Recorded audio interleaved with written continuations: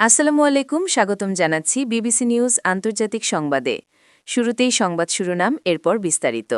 ইরানে অস্থিরতার নেপথ্যে ইসরায়েলের বিশাল নেটওয়ার্ক, বেরিয়ে এলো আরও চাঞ্চল্যকর তথ্য। হিন্দুই হবে ভারতের প্রধানমন্ত্রী, হিমন্তের মাথায় টিউবলাইট বললেন ওয়াইসি। উত্তর কোরিয়ার সীমান্তে ড্রোনের হানা, সিউলকে উনের বনের কড়া হুঁশিয়ারি। মাদুরো স্টাইলে পুতিনকে ধরে নিয়ে যাওয়ার হুঙ্কার ব্রিটিশ প্রতিরক্ষা মন্ত্রীর। দর্শক, এতক্ষণ শুনছিলেন সংবাদ শিরোনাম। এখন বিস্তারিত। আপনি যদি ইসরায়েলের ধ্বংস চান এবং মুসলিমদের পাশে থাকেন, তাহলে ভিডিওতে লাইক করে চ্যানেলটি অবশ্যই সাবস্ক্রাইব করে দিবেন এবং আপনার মূল্যবান মতামত অবশ্যই কমেন্টে লিখে জানিয়ে দিবেন। এখন বিস্তারিত। ইরানি অস্থিরতার নেপথ্যে ইসরায়েলের বিশাল নেটওয়ার্ক, বেরিয়ে এলো আরও চাঞ্চল্যকর তথ্য।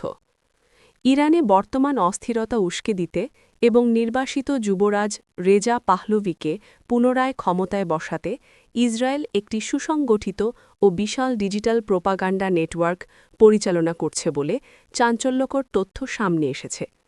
কানাডার টরন্টো বিশ্ববিদ্যালয়ের গবেষণা সংস্থা সিটিজেন ল্যাব এবং ইসরায়েলি সংবাদ মাধ্যম দ্য মার্কার ও হারেতসের যৌথ অনুসন্ধানে এই গোপন অভিযানের বিস্তারিত উঠে এসেছে। প্রতিবেদনে দাবি করা হয়েছে, ইসরায়েল সরকারের পরোক্ষ অর্থায়নে এবং কৃত্রিম বুদ্ধিমত্তা বা এআই প্রযুক্তি ব্যবহার করে পারস্য ভাষায় এই প্রচার চালানো হচ্ছে।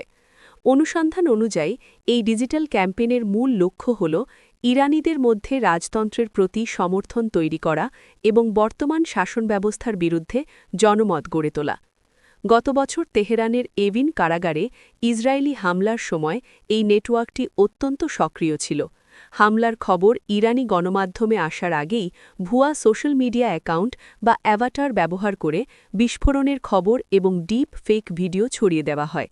এমনকি সাধারণ মানুষকে ব্যাংক লুট বা জেল ভেঙে বন্দীদের মুক্ত করার মতো উস্কানিমূলক পরামর্শও দেওয়া হয়েছে এই নেটওয়ার্ক থেকে।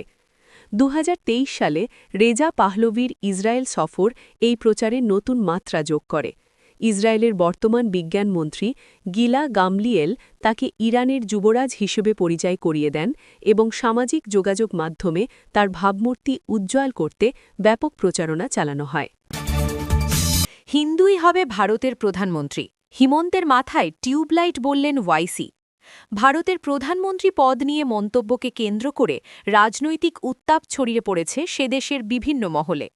আসামের মুখ্যমন্ত্রী হিমন্ত বিশ্ব শর্মা দাবি করেছেন, ভারতের প্রধানমন্ত্রী পদে সবসময় একজন হিন্দু ব্যক্তিই বসবেন। এই মন্তব্যের তীব্র প্রতিবাদ জানিয়ে অল ইন্ডিয়ান মজলিসে ইত্তেহাদুল মুসলিমিনের এআইএমআইএমের প্রধান আসাদুদ্দিন ওয়াইসি বলেন, আসামের মুখ্যমন্ত্রীর মাথায় টিউবলাইট রয়েছে এবং তিনি সংবিধানের মর্ম বুঝতে অক্ষম। শনিবার 10 জানুয়ারি মহারাষ্ট্রের সোলাপুরে এক জনসভায় ভাষণ দিতে গিয়ে ওয়াইসি বলেন, ভারতের সংবিধান স্পষ্টভাবে জানিয়ে দিয়েছে যে ধর্মের ভিত্তিতে কোনো নাগরিকের অধিকার খর্ব করা যায় না। তিনি বলেন, বাবা সাহেব আম্বেদকরের রচিত সংবিধান অনুযায়ী দেশের যে কোনো নাগরিক প্রধানমন্ত্রী, মুখ্যমন্ত্রী বা মেয়র হতে পারেন। ওয়াইসি আরও বলেন, তিনি স্বপ্ন দেখেন একদিন হিজাব পরা কোনো নারীও ভারতের প্রধানমন্ত্রী হবেন। এই বক্তব্যের পরেই প্রতিক্রিয়া দেন আসামের মুখ্যমন্ত্রী হিমন্ত বিশ্ব শর্মা। তিনি বলেন, সংবিধানে কোনো বাধা নেই, যে কেউ প্রধানমন্ত্রী হতে পারেন। তবে তার বক্তব্য, ভারত একটি হিন্দু রাষ্ট্র এবং হিন্দু সভ্যতার ধারক। সেই কারণেই তিনি আত্মবিশ্বাসের সঙ্গে বলেন, ভারতের প্রধানমন্ত্রী পদে সব সময় একজন হিন্দু ব্যক্তিই বসবেন। হিমন্ত বিশ্ব শর্মার এই মন্তব্য ঘিরে রাজনৈতিক বিতর্ক তীব্র আকার নেয়। বিজেপির জাতীয় মুখপাত্র শেহজাদ পুনাবালা এই প্রসঙ্গে বলেন, ওয়াইসি যদি হিজাব পরা নারীকে প্রধানমন্ত্রী হিসেবে দেখতে চান, তাহলে আগে নিজের দল এআইএমআইএমের সভাপতি পদে কোনো হিজাব পরা নারীকে নির্বাচিত করুন। এই মন্তব্যগুলোর পাল্টা দিতে গিয়ে আরও কড়া ভাষায় আক্রমণ শানান ওয়াইসি। তিনি বলেন, হিমন্ত বিশ্ব শর্মার মাথায় টিউবলাইট রয়েছে। তার বক্তব্য, বাবা সাহেব আম্বেদকর হিমন্ত বিশ্ব শর্মার তুলনায় অনেক বেশি শিক্ষিত এবং বুদ্ধিমান ছিলেন এবং সেই কারণেই তিনি এমন এক সংবিধান রচনা করেছিলেন যা সকল নাগরিককে সমান অধিকার দেয়। উত্তর কোরিয়ার সীমান্তে ড্রোনের হানা, সিউলকে উনের বনের কড়া হুঁশিয়ারি। উত্তর কোরিয়ার শীর্ষ নেতা কিম জং উনের প্রভাবশালী বোন কিম ইয়ো জং সম্প্রতি পিয়ংইয়ংয়ের আকাশে ড্রোন অনুপ্রবেশের ঘটনায় সিওলের কাছে বিস্তারিত ব্যাখ্যা দাবি করেছেন। তিনি জোর দিয়ে বলেছেন, দক্ষিণ কোরিয়া থেকে আসা ড্রোনগুলো উত্তর কোরিয়ার আকাশসীমা স্পষ্টভাবে লঙ্ঘন করেছে। দক্ষিণ কোরিয়ার প্রতিরক্ষা মন্ত্রী আন গিউ ব্যাক এই ঘটনার সঙ্গে তাদের সামরিক বাহিনীর সম্পৃক্ততার অভিযোগ অস্বীকার করার পর কিমের পক্ষ থেকে এই প্রতিক্রিয়া এল। উত্তর কোরিয়ার কেন্দ্রীয় সংবাদ সংস্থা KCNA-তে প্রকাশিত এক বিবৃতিতে কিম ইয়ো জং বলেন, দক্ষিণ কোরিয়ার সামরিক বাহিনী আনুষ্ঠানিকভাবে এই উস্কানির দায় অস্বীকার করার মাধ্যমে একটি বুদ্ধিদীপ্ত সিদ্ধান্ত নিয়েছে। তবে কেবল অস্বীকার করলেই চলবে না, দক্ষিণ সীমান্ত অতিক্রম করে কিভাবে একটি ড্রোন উত্তর কোরিয়ার প্রজাতন্ত্রে প্রবেশ করল তার প্রকৃত কারণ ব্যাখ্যা করতে হবে।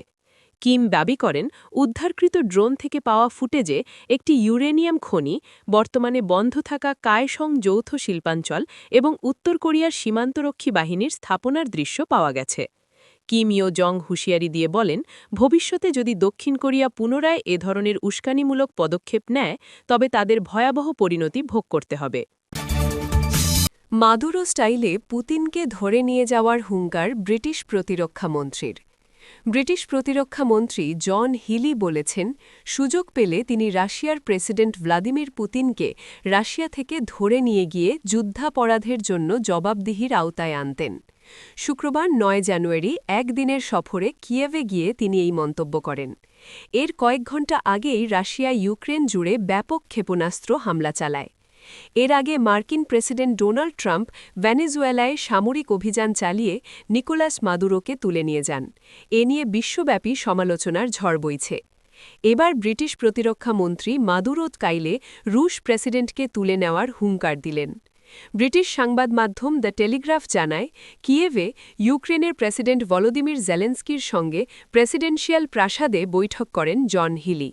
সেখানে তিনি ঘোষণা দেন, সম্ভাব্য শান্তিরক্ষা মিশনের প্রস্তুতির অংশ হিসেবে ব্রিটেন ২০০ মিলিয়ন পাউন্ড ব্যয় করে সেনাদের প্রশিক্ষণ দেবে।